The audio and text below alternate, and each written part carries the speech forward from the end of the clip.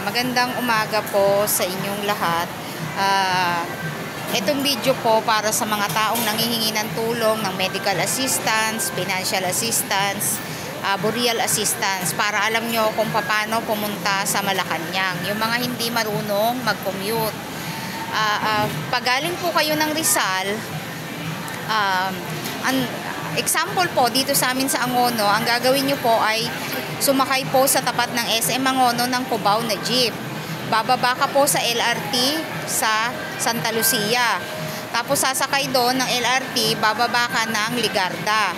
Tapos doon po lalakarin nyo na hanggang gate 1 ng Malacanang, hingian ng financial assistance, burial assistance, financial assistance. Meron po akong sinamahan dati, 50,000 po ang burial assistance nila. Binigyan po sila ng 50K. So, ganun po. Para makapunta sa Malacanang. Napakadali lang pong pumunta. LRT lang po, bababa po ng Ligarda. Tapos po, galing Ligarda, lalakarin na lang hanggang gate 1 ng Malacanang.